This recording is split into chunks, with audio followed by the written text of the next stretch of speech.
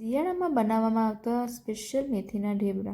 તો મેથીના ઢેબરા બનાવવા માટે આપણે સૌપ્રથમ એક બાઉલ ઘઉંનો લોટ લેશું, ત્યારબાદ તેનાથી અડધું બાજરીનો લોટ લેશું અને તેનાથી અડધું થોડુંક એવું બેસન લેશું.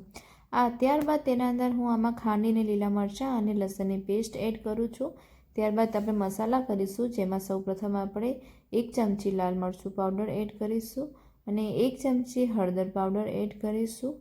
ત્યારબાદ 1 ચમચી ધાણા જીરું પાવડર એડ કરીશું અને આમાં તમારે જો ગરમ મસાલો થોડોક એવો નાખવો હોય તો તે પણ એડ કરી શકો છો, તે ઓપ્શનલ છે. ત્યારબાદ એના અંદર આપણે ચપટીક એવી હિંગ એડ કરીશું અને સ્વાદ અનુસાર મીઠું એડ કરીશું. મસાલા મિક્સ થઈ જાય ત્યારબાદ આપણને તેમાં તમારે જેટલી અનુકૂળતા હોય તે રીતે તલ એડ કરવા. હું આમાં 2 ચમચી તલ એડ કર્યા છે. તલનો ટેસ્ટ વધુ સારો એવો લાગે છે ઢેબરામાં, એટલા માટે હું 2 ચમચી તલ એડ કરું છું.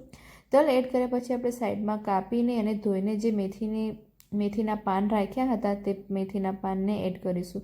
તે 1 બાઉલ જેટલા હું એમાં એડ કર્યા છે. મેથીના પાન એડ કર્યા પછી તેના અંદર આપણે છાશથી પણ લોટ બાંધી શકાય છે. છાશ વડે લોટ બાંધવાથી આ ઢેબરા અઠવાડિયા સુધી તેને કંઈ જ થતું નથી. તે તમે અઠવાડિયા સુધી આ ઢેબરા ખાઈ શકો છો.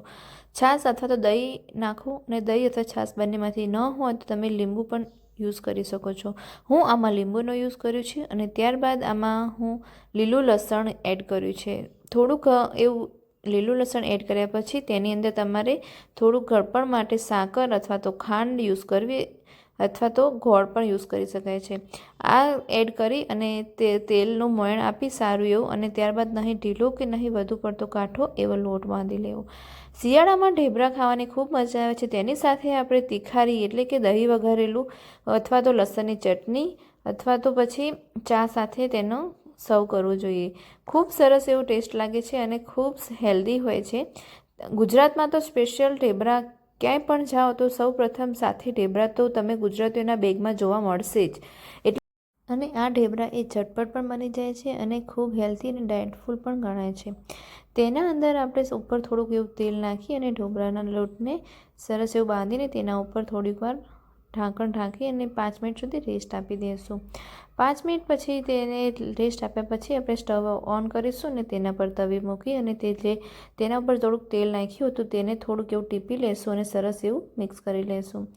ત્યારબાદ આ ઢેબરાને મિક્સ કર્યા પછી તેને સરસ એવું ગુંડલો એટલે કે લોયો વાળી અને ગોળ ગોળ લોયો વાળી તેની સરસ એવું ગોળ વણી લઈશું.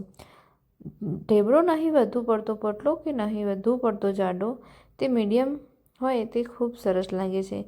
ઢેબરા એને જ કહેવાય છે કે જે પતલા ન હોય તે જાડા હોય, જેને ઢેબરા કહેવામાં આવે છે અને જાડા ઢેબરા એ સ્વાદિષ્ટ લાગે છે. પતલા તમે પોતૈયા બનાવી શકો છો, જેને હું ક્યારેક રેસીપી પછી મૂકીશ. તો ઢેબરો અથવા તો ઘણા જગ્યાએ થેપલા પણ કહેતા હોય છે. ઢેબરા પણ કહી શકાય અને થેપલા પણ કહી શકાય. આ ઢેબરાને સરસ એવો વણી અને તેના તવી ગરમ કરી હોય તેના ઉપર તેને એડ કરી અને તેને ચારે બાજુએ તેલના ટોવા આપવા અને તેલના ટોવા આપ્યા પછી તેને ધીમા તાપે સરસ એવો શેકી લેવો. ધીમા તાપે શેક્યા બાદ તેને બંને બાજુ સરસ એવા શેકાઈ જાય એટલે આ ગરમા ગરમ ઢેબરો અથવા તો થેપલા રેડી છે.